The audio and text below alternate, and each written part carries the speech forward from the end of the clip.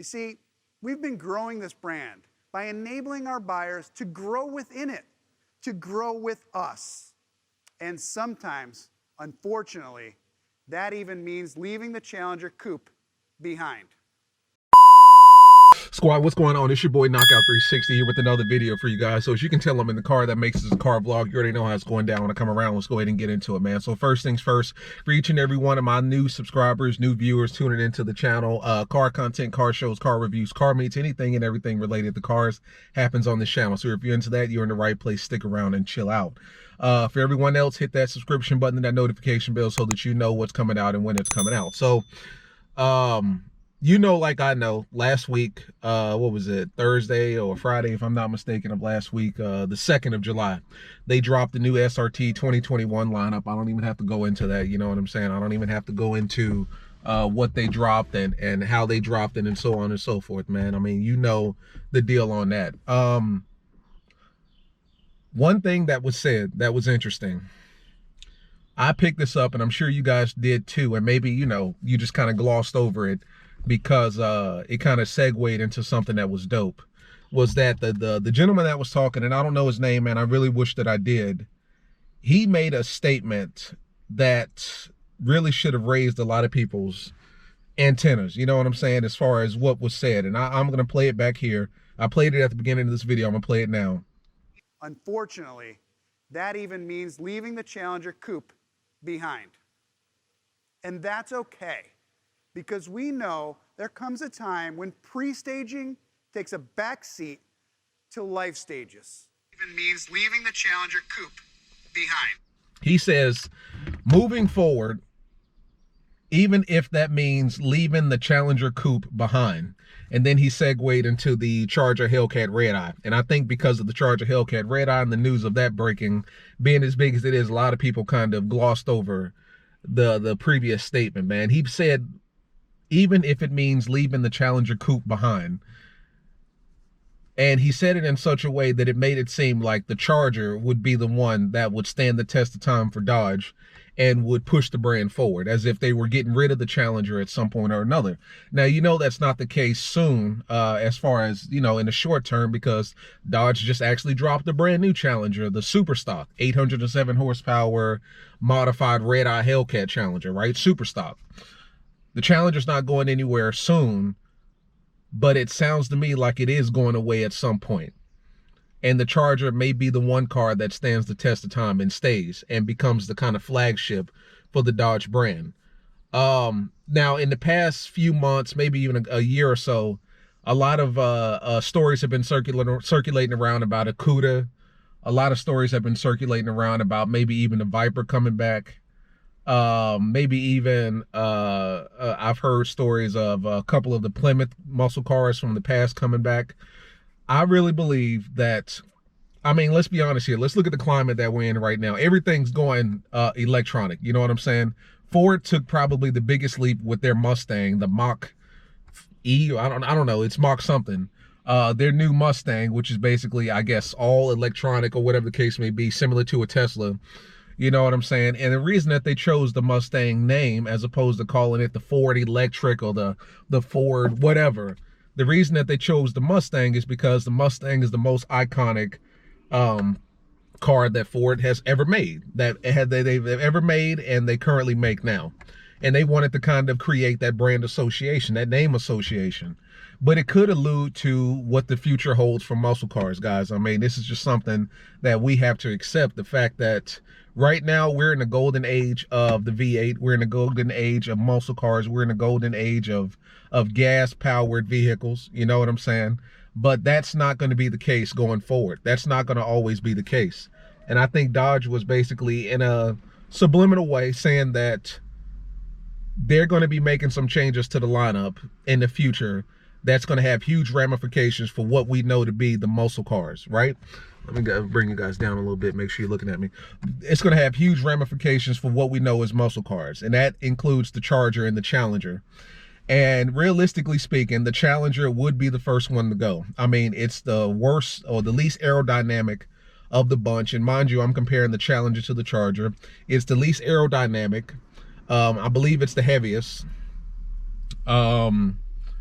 What else here? Least aerodynamic, and it's the heaviest. It's a coupe, so it only serves the purpose of I guess transporting 2 people, 1 to 2 people at max, you know, comfortably. Rear-wheel drive, and there's just really nothing more that you can do with the car like that. It's a box on wheels. I've always said that it's a brick on wheels. It's not aerodynamic at all. Terrible on gas. It's a coupe. It can only transport 1 to 2 people comfortably. I mean, it's got a huge trunk, but it's still very much so a coupe. Let's just be honest here. It's a gas-guzzling coupe. Box on wheels, brick on wheels, whatever you want to call it, man. The Challenger will be the first one to go. You know what I'm saying? I think with the Charger, I think that they're looking at it like it's 4 doors, so it's a sedan. And it's one of those things where from the bottom trim, from the SE Charger all the way up to the Hellcat Red-Eye Charger, that line offers something for everyone. If you're just a family and you just want something that looks nice, you know what I'm saying, looks nice in the day, looks nice in the night, and got a big, you know, area for individuals to sit, it's got a big trunk, the Charger fits that bill. You know what I'm saying?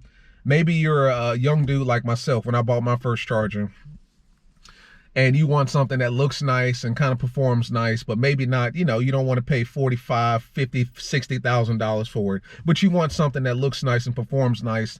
The Charger still fits that bill. You can get you an RT, or you can get you, like I had, a V6 Rally. Maybe you're a hardcore, you know, car enthusiast, muscle car guy. Well, that's where the Scat Packs come in. That's where the 392s come in. That's where the Hellcats and the Hellcat Red-Eye come in. And there's so much that can be done. Like from a utilitarian aspect, the Charger fits so many different bills. You feel what I'm saying? And the Challenger doesn't. The Challenger, I mean, it's up there with the Camaro. The Camaro is the worst of the worst because, for one, the Camaro has terrible viewing angles. It's extremely claustrophobic. It serves no other purpose than being what it is, a sports car. You know what I'm saying? The trunk is terrible. I mean, the trunk is probably the size of our, you know, footwell inside of our car. It's terrible. So that serves no purpose. And I think the Dodge is looking at the Challenger the same way. That's the first thing. That's the first kind of perspective that I'm looking at it, you know, from.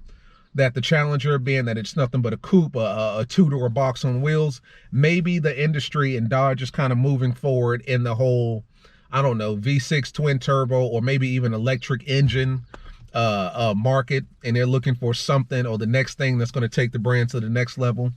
Or the second thought process is maybe they're getting rid of the Challenger, excuse me. Maybe they're getting rid of the Challenger to bring in something to replace it. And I'm not talking about an electric engine. Maybe it's a CUDA. Maybe it's a Dodge something. You know what I'm saying? What do they call them? A Cornet? A Hornet? Something like that. Maybe they're bringing in some of the old Plymouth cars. You know what I'm saying? Maybe it's a situation where Dodge isn't moving that fast towards the electric engine market. Maybe they're just replacing the Challenger just because, you know what I'm saying? We want to bring in something new. And I've told you guys in previous videos that it never made sense to have 3 muscle cars or 3 kind of performance cars. It takes away from each other. You know what I'm saying? And then ultimately the Charger may find itself left, or the Challenger would probably find itself left in the rain if a CUDA came out, because now the CUDA is the brand new newest and it's got the brand new everything in it. The Charger is always going to sell because it's 4 doors. It's a 4-door sedan, one of a kind that goes 700 horsepower or 800 with the Red-Eye. It's always going to sell. The Challenger would find itself left out in the rain. You know what I'm saying? And then it would only be a matter of time before it was time to phase that out completely. So they're getting rid of the Challenger, maybe for the sake of replacing it with something better. Maybe something lighter, a little more agile, something that's not so boxy, less aerodynamic. They've already got the muscle car, you know, drag strip on lock with the Charger Red-Eye that's coming out, going in a straight line. And of course they've got that on lock with the Demons and all of the Red-Eye Challengers that's floating around here. Maybe they come out with something a little more track focused, like a CUDA, maybe something a little smaller. Maybe they bring back the Viper. There's so many options and so many different ways that Dodge can spin this, but the fact of the matter is that the Challenger is dying. It's not dead, but it is dying. And I think that guy, and I don't know his name, man, tell me his name, but that guy was alluding to that. And the fact that he segued from that into the Charger Red-Eye is basically saying we're moving from this to this. We're moving on from this to this. for all you Challenger guys, I mean, I don't know when it's going to happen. I don't think it's going to happen soon. I think 2023 is still going to be a redesign year for the Charger and the Challenger. You know what I'm saying? But after that, you know, the ball's up in the air, straight up. The ball is up in the air as far as what happens to the Challenger. But I do believe that the Challenger is going to be the first to go. And I've always said that. I've always said that the Challenger, being that it was a two-door coupe, can be easily replaced by another two-door coupe. You know what I'm saying? The Charger, not so much, because it serves too many purposes. You know what I'm saying? It's too utilitarian to get rid of, you know? The Challenger, not so much. The Challenger can be replaced by something else. It can be replaced by a Viper or a Viper-like performance car, street car, you know what I'm saying? Track car. It can be replaced by another muscle car. Maybe we bring in the Cuda, you know? We've had the Challenger since 2005. What's that, 15 years? Yeah, 15 years at this point. 15 years, that's more than half of my life. You know what I'm saying? The Challenger has been around for 15 plus years at this point. And I'm just talking about the redesign. I'm not talking about the Challenger in the 60s and 70s. I'm just talking about the Challenger of this generation. Has been around since 2005. So, I mean, Dodge is looking at it like it's time to make a change. And if they change and they do something to the Challenger as far as getting rid of it, then you know they're going to do something crazy to the Charger, provided that they keep it. But I'm telling you this to say, I think that the Challenger is dying. And I think that what that guy was alluding to was, we're moving on from this to this. The Challenger was at one point probably our flagship. I mean, around that time when Dodge was coming out with the Demon, the wide body Hellcat, the Red Eye, everybody was looking at it like, so the Challenger is going to be the flagship. The Challenger is going to push the brand. Well, he literally said it in his words. They're going to be pushing the brand with the Charger.